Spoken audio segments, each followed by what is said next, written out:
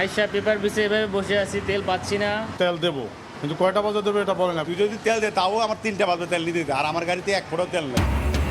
ছুটির দিনেও ফিলিং স্টেশনে দীর্ঘ লাইন, ঘন্টার পর ঘন্টা অপেক্ষা করেও জ্বালানি না পাওয়ার অভিযোগ। সংকটের লাইটার জাহাজেও কয়লা পরিবহন ব্যাহত। পদ্মায় বাসডুবির ঘটনায় নিখোঁজদের সন্ধানে তৃতীয় দিনের অভিযান। ফেরিতে ওঠার আগে নামানো হয়নি কোনো যাত্রীকে। অবহেলা আর অনিয়মের কারণেই দুর্ঘটনা। 3000 লেভেল ক্রসিং এর অর্ধেকেরই বেশি অবৈধ, নেই ব্যারিয়ার, গেটম্যান কিংবা সিগন্যাল ব্যবস্থা। বাড়ছে দুর্ঘটনার ঝুঁকি। দ্রুতই ব্যবস্থার আশ্বাস প্রতিমন্ত্রীর। কৃষক কার্ড নিয়ে স্বপ্ন বুনছেন কৃষক। মিলবে ভর্তুকি, ঋণ সহ 10 সুবিধা। আওতায় আসবে 1,65,00,000 পরিবার। পহেলা বৈশাখে উদ্বোধনের অপেক্ষা, চলছে তথ্য সংগ্রহ।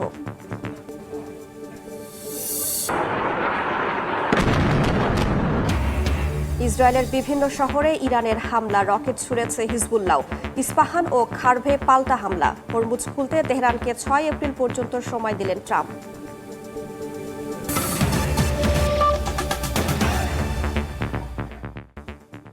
সময় সংবাদের সঙ্গে আছি আমি রাইসা জান্নাত। ছুটির দিনেও ফিলিং স্টেশনে দীর্ঘ লাইন, ঘন্টার পর ঘন্টা অপেক্ষা করেও জ্বালানি তেল পাচ্ছেন না যানবাহন চালকরা। তেল না থাকায় সকাল থেকেই রাজধানীর বিভিন্ন পাম্পে বন্ধ রয়েছে বিপণন কার্যক্রম।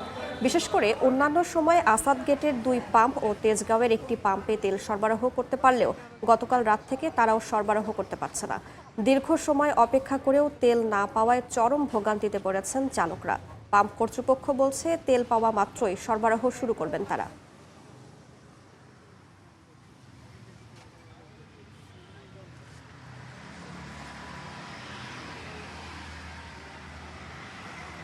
তোরা যতগুলো আছে তেল পাম্প, সবগুলো তেল পাম্প ঘুরে আসলাম, দেখলাম যে কোথাও কোনো তেল নাই। জানতে পারলাম 2টার পরে তেল দিবে। তুই যদি তেল দে তাও আমার 3টা বাজবে তেল নিতে, আর আমার গাড়িতে 1 ফোঁটাও তেল নেই। অনেক পাম্পে ঘুরে ঘুরে আসলাম, সে পুনরায় তেল পাচ্ছি না। এভাবেই বসে আছি ভাই। যারা মন্ত্রী আছে তারা বলে যে তেল আছে মজুদ, কোথায় আছে? জনগণ তো হয়রানি। লজ্জিত আমার অফিসে, আমি বসের কাছে যে গাড়িতে তেল নাই। এখন আমি সকাল 4টায় বেরোইয়াও তেল পাইতেছি না। এই মুহূর্তে রাজধানীর পরিবাগে আছেন সহকর্মী ফরহাদুর রহমান, চট্টগ্রামে ফেরদৌস লিপি এবং খুলনায় আছেন আব্দুল্লাহ আল মামুন রুবেল। সরাসরি শুরুতেই যাচ্ছি ফরহাদের কাছে। রাজধানীর বিভিন্ন ফিলিং স্টেশনে যানবাহন চালকদের, বিশেষ করে মোটরসাইকেল ও প্রাইভেট কার চালকদের যে দীর্ঘ সময়ের অপেক্ষা, সেটি আমরা বেশিরভাগ পাম্পের ক্ষেত্রে দেখতে পাচ্ছি। অর্থাৎ যারা আসলে জ্বালানি তেল, বিশেষ করে অকটেন ও পেট্রোল দিয়ে তাদের যানবাহন পরিচালনা করেন, তারা আসলে এই যে মধ্যপ্রাচ্যের যে সংকট, এরপরে আমাদের দেশে জ্বালানি সরবরাহ ব্যাহত হওয়ার যে প্রভাব, সেটির কারণে তারা ভোগান্তিতে পড়ে আছেন এবং সেটি কিন্তু দিন যত যাচ্ছে ততই প্রকট হচ্ছে। আমরা রাজধানীর বিভিন্ন পাম্প ঘুরে যেটি দেখেছি, অধিকাংশ পাম্পেই সরবরাহ করতে পারছে না, কারণ তাদের কাছে মজুদ যা ছিল তা শেষ করে ফেলেছেন। বিভিন্ন কার্যক্রম তারা অনেকে বন্ধ রেখেছেন। তবে এই মুহূর্তে পরিবাগে আছি, এখানকার যে ফিলিং স্টেশনটি আছে সেখানে এখন কিন্তু তেল সরবরাহ করতে পারছেন। তবে এখানকার যারা আছেন তারা বলছেন তারা নির্দিষ্ট সময় পর্যন্ত যেহেতু তারা আসলে পাম্প খোলা রাখেন এবং এই সময়ের পরে বন্ধ করে যান, তাদের কাছে কিছুটা সরবরাহ থাকে। তারপরেও বিভিন্ন পাম্পের যারা গ্রাহক আছেন, অন্যান্য সময় যেসব পাম্প থেকে তারা তেল সংগ্রহ করেন, তারা কিন্তু এখানে এসে ভিড় করছেন। আমরা আসাদগেট এলাকায় 2টি পাম্প দেখেছি বন্ধ। রাজধানীর তেজগাঁও এলাকায় ট্রাস্ট ফিলিং স্টেশনেও আমরা যেটি কথা বলে জেনেছি, তারা দুপুরের পর ছাড়া তেল সরবরাহ করতে পারবেন না। গতকালকে রাত 10টা পর্যন্ত তারা তেল সরবরাহ করতে পেরেছেন। আর এখানে যেটি দেখছি, এখানেও লম্বা সারি, অর্থাৎ এই যে পরিবাগ এলাকা বাংলা মোটরের ঠিক পাশেই, সেখান থেকে গাড়ির যে সারি, সেটি একেবারে শাহবাগ মোড় হয়ে সেটি আমরা দেখেছি যে বাটা সিগন্যাল পর্যন্ত চলে গেছে। তবে অর্থাৎ এই যে রাইড শেয়ারিং বা বিভিন্ন ব্যক্তিগত যান যারা চালান, তাদের যে ভোগান্তি, সেটি কিন্তু সময় যত যাচ্ছে তত প্রকট হচ্ছে। তো এই ছিল রাজধানীর অবস্থা। আমরা একটু যাব চট্টগ্রামে, সেখানকার জ্বালানির সবশেষ আপডেট জানাবেন সহকর্মী ফেরদৌস লিপি। চট্টগ্রামও একই অবস্থা।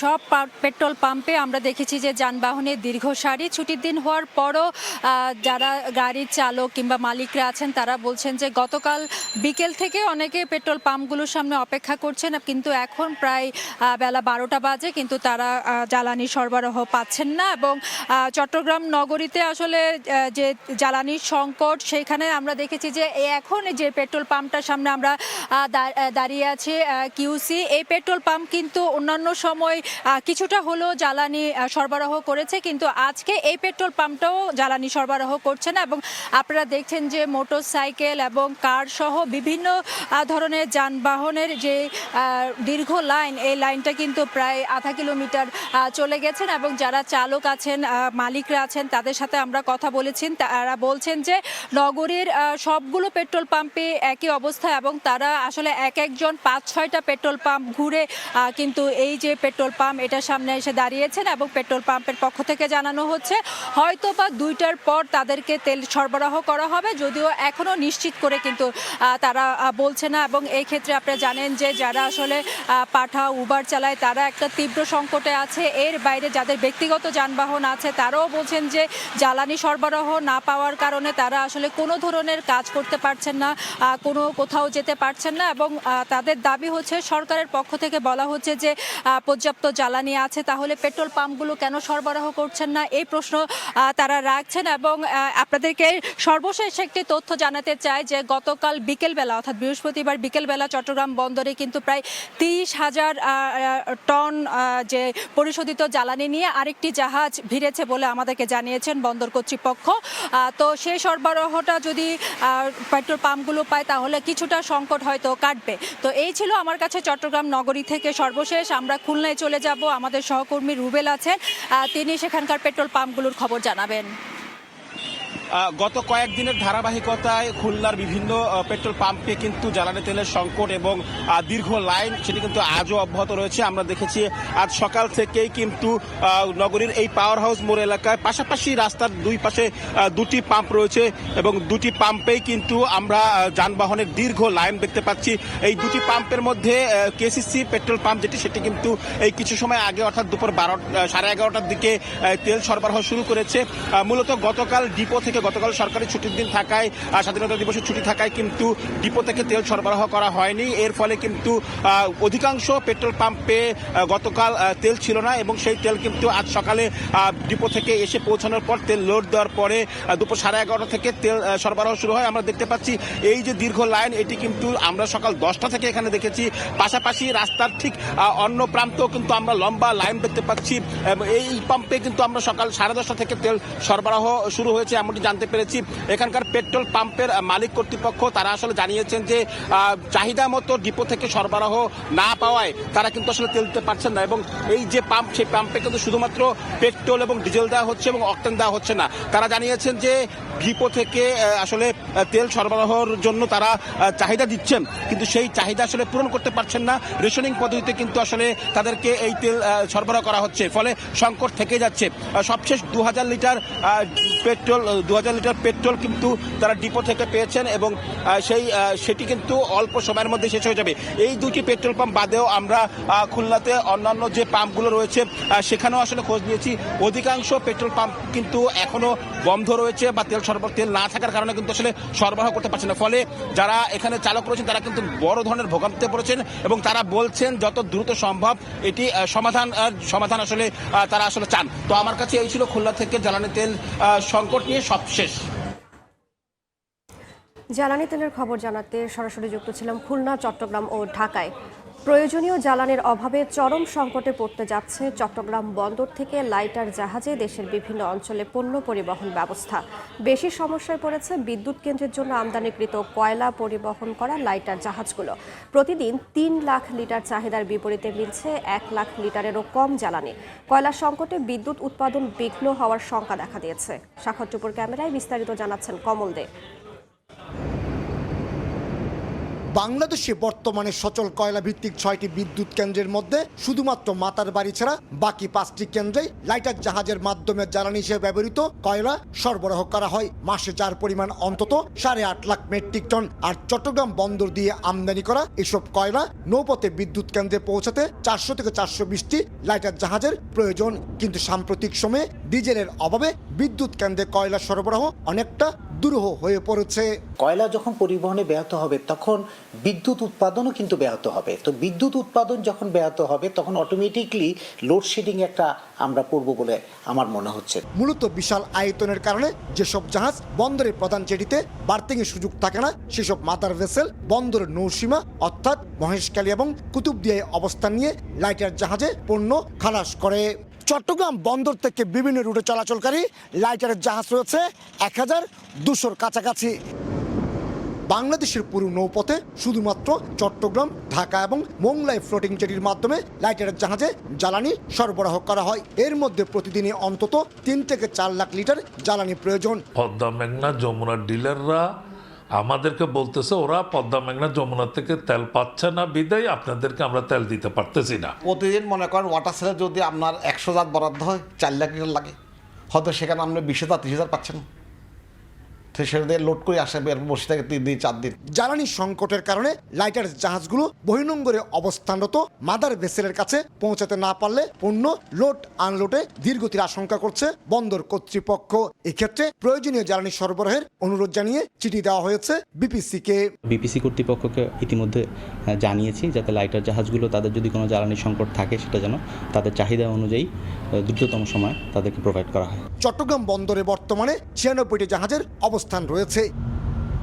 কমল দে, সময় সংবাদ, চট্টগ্রাম। রাজবাড়ীর দৌলতদিয়া ঘাটে বাস ডুবির ঘটনায় নিখোঁজদের সন্ধানে তৃতীয় দিনের মতো চলছে উদ্ধার অভিযান। এই মুহূর্তে সেখানে আছেন রিপোর্টার আশিকুর রহমান, সরাসরি যাচ্ছি তার কাছে।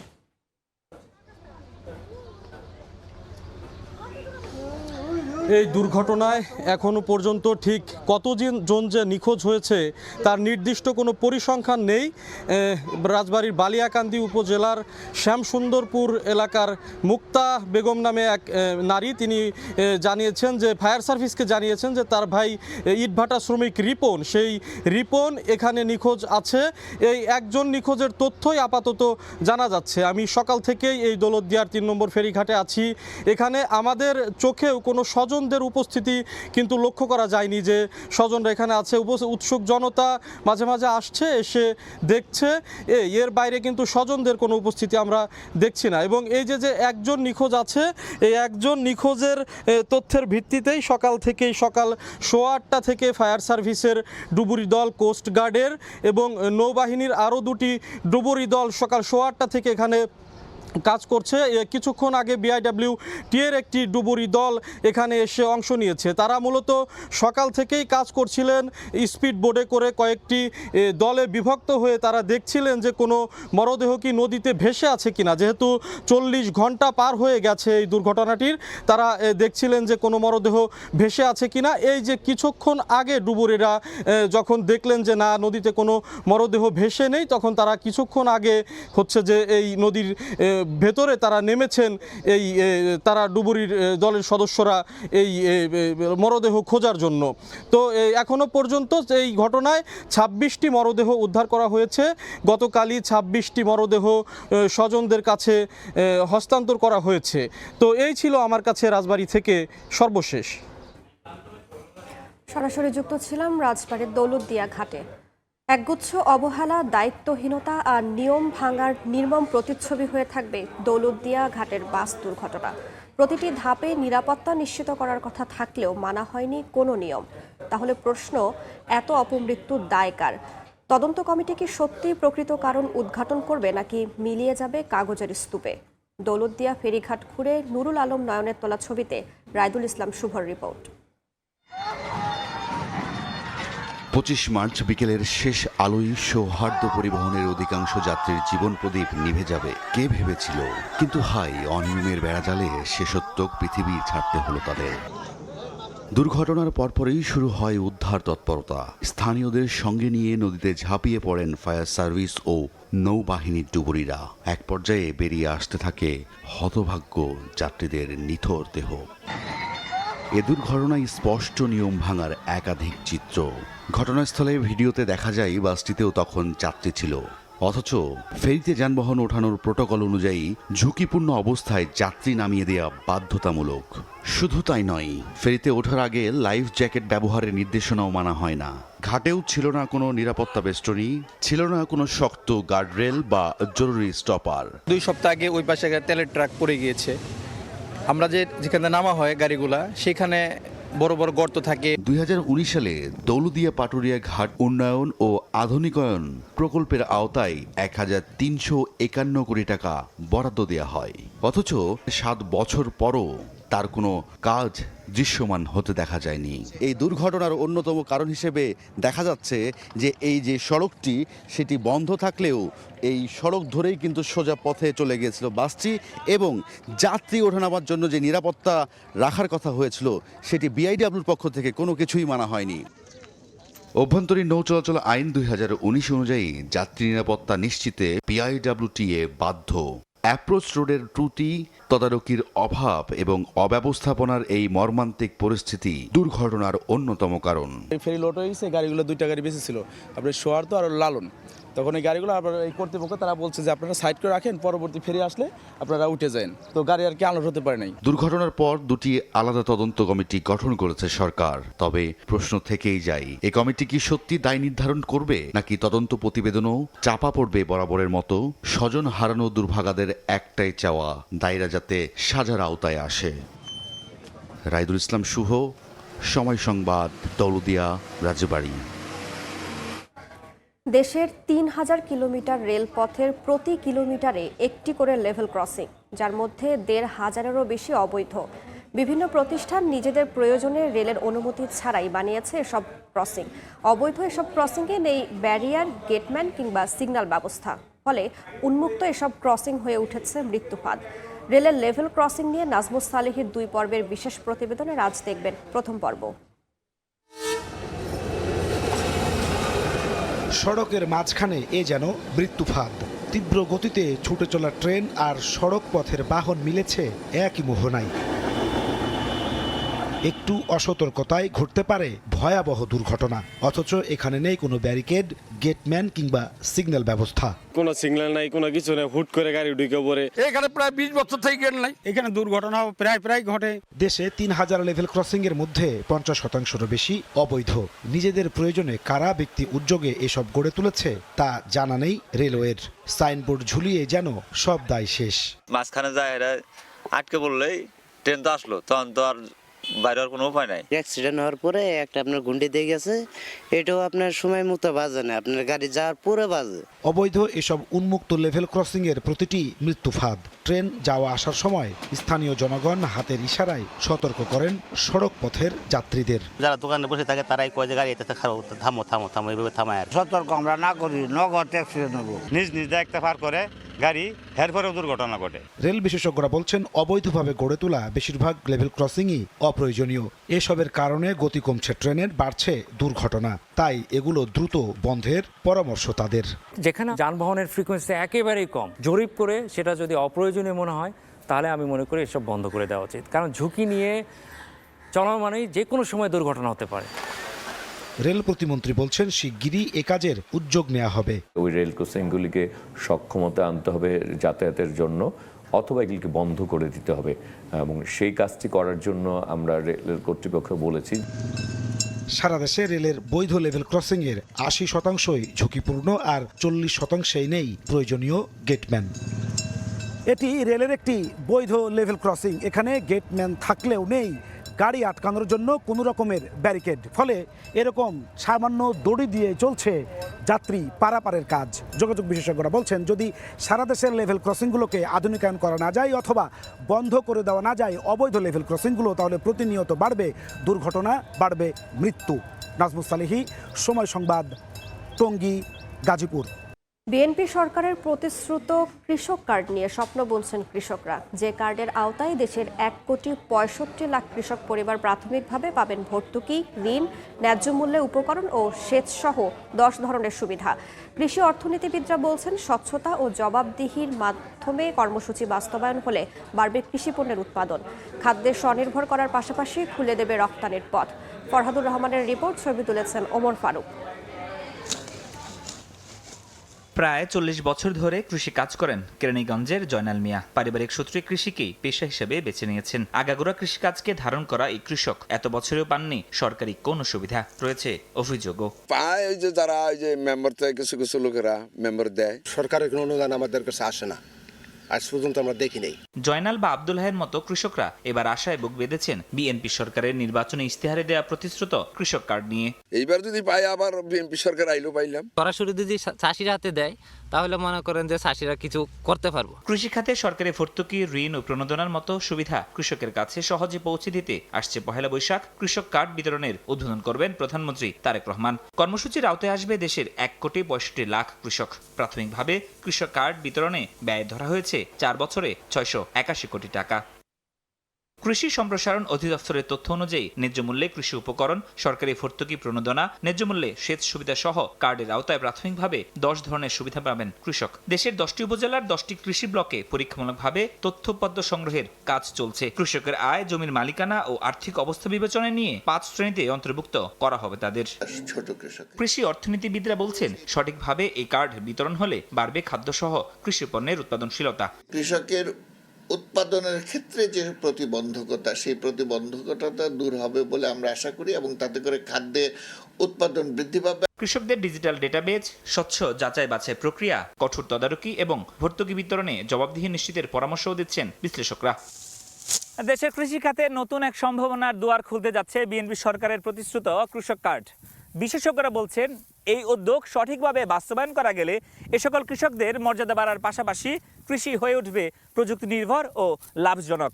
সব মিলিয়ে কৃষক কার্ড কৃষির আধুনিকায়ন ও খাদ্য ও নিরাপত্তার অগ্রগতির পথে নতুন নাম হতে যাচ্ছে। ফরহাদ রহমান, সময় সংবাদ, কেরানীগঞ্জ, ঢাকা।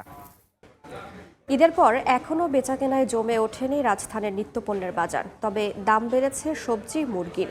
সকালের কারওয়ান বাজারে বিক্রেতারা জানান, ঈদের আগে কেজি ওজনের দেশি মুরগির দাম 630 টাকা থাকলেও বর্তমানে তা বিক্রি হচ্ছে 750 টাকায়। সপ্তাহ ব্যবধানে সোনালীতে 50 টাকা বেড়ে 400 আর কেজিতে 20 টাকা বেড়ে ব্রয়লার বেচাকেনা হচ্ছে 200 টাকায়।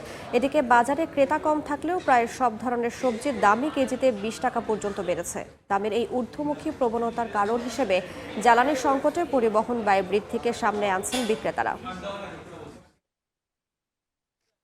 40 বছর ধরে অসংখ্য খুশির মিছিলে ছিল আইডিএলসি, থাকবে আগামীতেও। দেখছেন সময় সংবাদ। খেলার খবর। ফিফা প্রীতি ম্যাচে 10 জনের ফ্রান্সের কাছে হেরেছে ব্রাজিল। বোস্টনে 5 বারের বিশ্ব চ্যাম্পিয়নদের বিপক্ষে লেস ব্লুদের জয় 2-1 গোলে। জিলেট স্টেডিয়ামে হাই ভোল্টেজ ম্যাচের দিকে চোখ ছিল পুরো দুনিয়ার। ম্যাচের 5 মিনিটে ফ্রান্সের বিপক্ষে এগিয়ে যাওয়ার সুযোগ পেয়েছিল ব্রাজিল, তবে কাজে লাগাতে পারেননি রাফিনিয়া। 27 মিনিটে বড় ভুল করেন আর্সেনাল ফরওয়ার্ড গ্যাব্রিয়েল মার্তিনেল্লিও। তার শর্ট পোস্ট ঘেঁষে চলে যায়। নিষ্প্রাণ ব্রাজিলকে হতাশ করে 32 মিনিটে লিড নেয় ফ্রান্স। উসমান দেমবেলের পাসে গোল করেন কিলিয়ান এমবাপে। দেশের হয়ে এটা তার 56তম গোল। দ্বিতীয়ার্ধে নিজেদের আক্রমণের ধার বাড়ায় ব্রাজিল। 55 মিনিটে উপেমেকানোর ভুলে 10 জনের দলে পরিণত হয় ফ্রান্স। ডিফেন্ডার ওয়েজলিকে ফাউল করে বসেন বায়ার্ন মিউনিখ ডিফেন্ডার, তাতেই পান লাল কার্ড। তবে সে সুযোগ কাজে লাগাতে পারেনি ব্রাজিল। উল্টো 65 মিনিটে ফ্রান্সকে 2-0 ব্যবধানে এগিয়ে নেন হুগো একিতিকে। অবশেষে 78 মিনিটে ব্রেমের গোল করে ব্যবধান কমান ব্রাজিলের। বাকি সময় একাধিক সুযোগ পেয়েও কোনোটিই কাজে লাগাতে পারেননি ভিনিসিয়াস জিয়াগোরা। 2-1 গোলের জয় পায় ফ্রান্স। এশিয়া কাপ আর্চারিতে বাজিমাত বাংলাদেশের। কম্পাউন্ড দলগত পুরুষ বিভাগে ভিয়েতনামকে হারিয়ে স্বর্ণ জয় করেছে লাল সবুজের প্রতিনিধিরা। ফুটবলের প্রীতি ম্যাচে বৃহস্পতিবার ভিয়েতনামের বিপক্ষে সুবিধা করতে না পারলেও আর্চারিতে মধুর প্রতিশোধ নিল বাংলাদেশ। থাইল্যান্ডের ব্যাংককে ভিয়েতনামিজদের স্বপ্ন ভেঙে স্বর্ণ জিতে নিয়েছে লাল সবুজের প্রতিনিধিরা। হিমু বাছার, ঐশ্বর্য রহমান ও নেওয়াজ আহমেদের কম্পাউন্ড টিমের সঙ্গে পেরে ওঠেনি তারা। ফাইনালে হাড্ডাহাড্ডি লড়াইয়ের মধ্য দিয়ে 231-225 ব্যবধানে জয় পেয়েছে বাংলাদেশ দল। এবার এশিয়া কাপ আর্চারিতে বাংলাদেশ থেকে 10 জন আর্চার অংশ নেন। রিকার্ভ পুরুষ ও কম্পাউন্ড নারী দল অবশ্য সাফল্য এনে দিতে পারেনি। স্বর্ণজয়ী কম্পাউন্ড পুরুষ দলকে অভিনন্দন জানিয়েছেন যুব ও ক্রীড়া প্রতিমন্ত্রী আমিনুল হক। এ ছিল দুপুর 12টার সময় সংবাদে। এরপর খেলার সময়ের সঙ্গে থাকবেন সহকর্মী মাকসুম আলম খান। রাইসা জান্নাত, আপনাকে ধন্যবাদ। খেলার সময়ের আয়োজন নিয়ে আসছে কিছুক্ষণ পর, সঙ্গেই থাকুন সময়ের।